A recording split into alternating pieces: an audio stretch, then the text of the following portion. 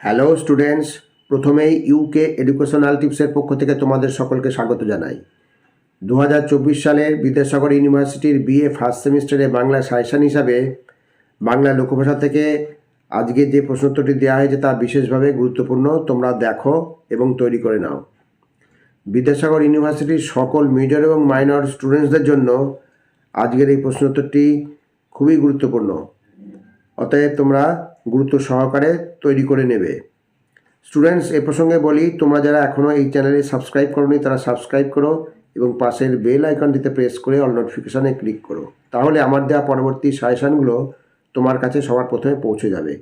আর students, আর সেই সাজেশানগুলো যদি তুমি ফলো করো তাহলে তুমিও আগামী পরীক্ষা নিঃসন্দেহে ভালো রেজাল্ট করবে।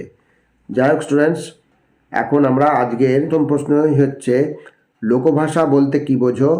লোকভাষা সম্পর্কে সংক্ষেপে আলোচনা করো। লোকভাষা নিয়ে অনেক মতভেদ আছে। কেউ লোকভাষাকে আঞ্চলিক বা উপভাষার সমর্থক মনে করেন, কেউ মনে করেন এটা শিক্ষিত মধ্যবিত্ত সমাজের বাইরে থাকা সর্বসাধারণের ভাষা। আবার কারো মতে লোকসাহিত্যের ভাষাই লোকভাষা। মূলত লোকভাষা ভাষারই একটি রূপভেদ। সাধারণত আঞ্চলিক ভাষা, যার মধ্যে বিশেষ ধ্বনিগত, রূপগত বা বাক্যবিন্যাসগত বেশ খানিকটা স্বাতন্ত্র্য রয়েছে, সেই মুখের ভাষাই হলো উপভাষা।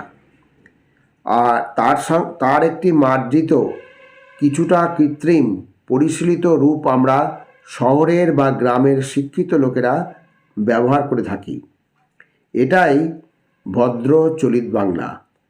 আর এর বাইরে একেবারে গ্রামের তথাকথিত অশিক্ষিত মানুষের মুখের প্রাণবন্ত অকৃত্রিম জীবন্ত ভাষাই হলো লোকভাষা। এই লোকভাষার সঙ্গে শিক্ষিত লোকের মৌখিক ভাষার যেমন মিল আছে তেমন অমিলও রয়েছে প্রচুর। আর এখানেই লোকভাষার নিজস্ব জগৎ। অধ্যাপক সরকারের মতে লোকভাষা কোনো বিশেষ অঞ্চলের উপভাষা নয়। নাগরিক ভাষার সঙ্গে বাংলার ক্ষেত্রে মান্যমার্জিত শহরের শিষ্ট ভাষার সঙ্গে বিরোধে যে ভাষা গ্রাম্য বলে চিহ্নিত হতে পারে তাই লোকভাষা। আধুনিক ভাষাবিজ্ঞানে একে কখনো কখনো রুরাল ল্যাঙ্গুয়েজও বলা হয়। নেক্সট, আবার অধ্যাপক মাহাতোর মতে বর্ণনামূলক দৃষ্টিভঙ্গি থেকে লোকসাহিত্যের ভাষাকেই লোকভাষা বলা হয়ে থাকে। রবীন্দ্রনাথ ঠাকুর এই লোকভাষা প্রসঙ্গে বলেছেন, বাংলার অসাধু ভাষাটা খুব জোরালো ভাষা এবং তার চেহারা বলিয়া একটি পদার্থ আছে। সে আউলের মুখে, ভক্ত কবিদের গানে, মেয়েদের ছড়ায় রহিয়াছে। কেবল ছাপার কালির তিলক পরিয়া সে ভদ্র সাহিত্য সভায় মোড়লি করিয়া বেড়াইতে পারে নাই, কিন্তু তাহার কণ্ঠে গান থামে নাই, তাহার বাঁশের বাঁশি বাজিতেছেই। এ ভাষা সাধু নয়, মান্য চলিত পুরোপুরি নয়, কোনো একটি বিশেষ আঞ্চলিক উপভাষাও নয়।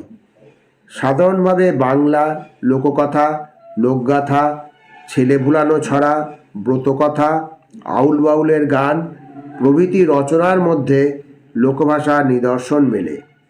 এই লোকভাষা হলো পুরোপুরি গ্রামীণ ভাষা, যা নাগরিক মার্জিত বা পরিশীলিত নয়।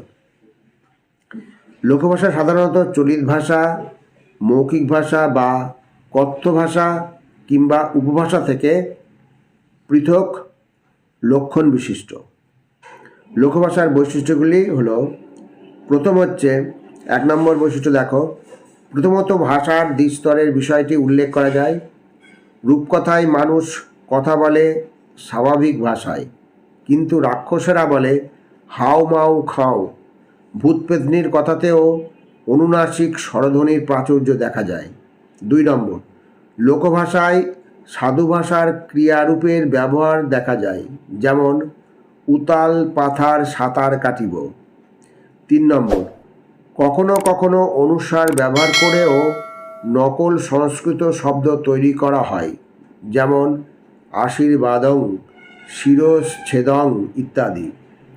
নেক্সট 4 নম্বর, অশ্লীল বা অমার্জিত বা গ্রাম্যতাদুষ্ট এমনকি গালিগালাজের শব্দের অকুণ্ঠ প্রয়োগ লোকভাষার অপর একটি দিক, যেমন মাগি, মিনসে, ভাতারখাকি ইত্যাদি শব্দ রবীন্দ্রনাথের দৃষ্টি আকর্ষণ করেছিল।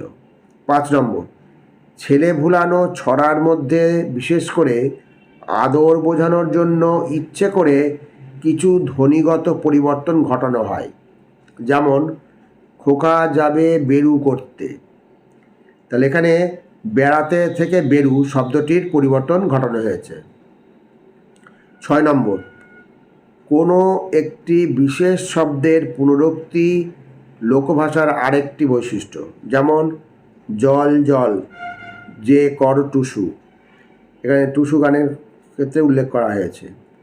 7 নম্বর, ধন্যাত্মক শব্দের বিচিত্র ও স্বতঃস্ফূর্ত প্রয়োগ লোকভাষার আরেকটি বৈশিষ্ট্য, যেমন বাকুর কুমকুম, খুকরাটা কটকটাইলো ভাঙাইলো আমার ঘুম, অথবা বৃষ্টি পড়ে টাপুর টুপুর। এবার নেক্সট 8 নম্বর, লোকভাষায় অর্থহীন শব্দ প্রয়োগ করা হয়, যেমন ইকির মিকির চামচিকির, আগডুম বাগডুম, এলাটিং বেলাটিং ইত্যাদি। 9 নম্বর, ভাষার চমৎকারিত্ব সৃষ্টি ও সৌন্দর্য বাড়ানোর লক্ষ্যে অলঙ্কারের ব্যবহার করা হয়ে থাকে, যেমন মন পবনের নাও মনোবাঝি, স্রোতের শ্যাওলা হইয়া ভাসিয়া বেড়ায়। এবার 10 নম্বর, ধ্বনি বিপর্যয়ের প্রাচুর্য লোকভাষার অপর একটি বৈশিষ্ট্য, যেমন লেবু থেকে হচ্ছে নেবু, লুচি থেকে নুচি, লোক থেকে নোক ইত্যাদি। এবার নেক্সট, শব্দের আদিতে অবস্থিত ও ধ্বনি প্রায় উ রূপে উচ্চারিত হয়, যেমন কোথা, কোথা থেকে হচ্ছে কুথা, লোক থেকে লুক, কোন, কোন থেকে কুন ইত্যাদি।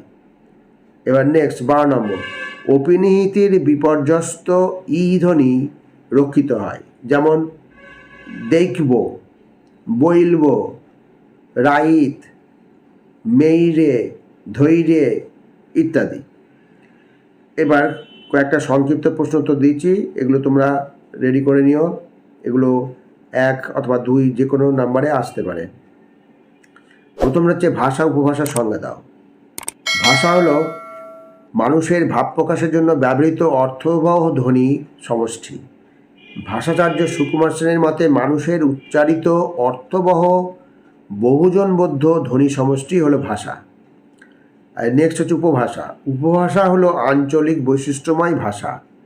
ডক্টর সুকুমার সেনের মতে কোনো ভাষা সম্প্রদায়ের অন্তর্গত ছোট ছোট দলে বা অঞ্চল বিশেষে প্রচলিত ভাষাচাঁদকে উপভাষা বলে। নেক্সট 2 নম্বর হচ্ছে ভাষা ও উপভাষার সম্পর্ক লেখো। তাহলে ভাষা উপভাষার সম্পর্ক আমরা দেখি। ভাষা হলো মানুষের উচ্চারিত প্রণালীবদ্ধ ধ্বনি সংকেত, যা দিয়ে একটি বিশিষ্ট ভাষা সম্প্রদায় পরস্পরের মধ্যে ভাব বিনিময় করে। আর উপভাষা হলো বিশিষ্ট ভাষা সম্প্রদায়ের অন্তর্ভুক্ত এমন বিশেষ রূপ যা সাহিত্যিক ভাষার ধ্বনিতাত্ত্বিক ও রূপতাত্ত্বিক দিক থেকে স্বতন্ত্র। 3 নম্বর, ভাষা উপভাষার পার্থক্য। তা ভাষা উপভাষার পার্থক্য আমরা দেখি। প্রথম পার্থক্য হচ্ছে ভাষার একটি সার্বজনীন আদর্শ রূপ আছে, অপরপক্ষে উপভাষা অঞ্চলভেদে পৃথক এবং সামাজিক স্তরভেদেও পৃথক হয়ে ওঠে। 2 নম্বর পার্থক্য, ভাষার মাধ্যমে একটি বিশেষ ভাষা সম্প্রদায় ভাব বিনিময় করে, আর অপরপক্ষে একটি নির্দিষ্ট অঞ্চলের মানুষ উপভাষার মাধ্যমে ভাব বিনিময় করে। 3 নম্বর পার্থক্য হচ্ছে ভাষা বিশিষ্ট সম্প্রদায় নির্ভর বহুজন গ্রাহ্য, আর অপরপক্ষে উপভাষা বহুজন গ্রাহ্য নয়, একটি নির্দিষ্ট অঞ্চলেই তা সীমাবদ্ধ। আর 4 নম্বর পার্থক্য হলো ভাষা বৃহত্তম অঞ্চলে প্রচলিত থাকে, আর বৃহত্তর অঞ্চলে প্রচলিত থাকে, আর উপভাষা ক্ষুদ্রতর অঞ্চলে প্রচলিত থাকে। তাহলে স্টুডেন্টস, এই ছিল তোমাদের আজকের ভিডিওটা ভালো লাগলে অবশ্যই সাবস্ক্রাইব করো, এর সাথে একটা লাইক দিও এবং তোমার ফ্রেন্ডসদের মধ্যে ভিডিওটি শেয়ার করো। তাহলে স্টুডেন্টস, আজকে এখানেই শেষ করি। তোমরা সকলে ভালো থেকো। Thank you very much.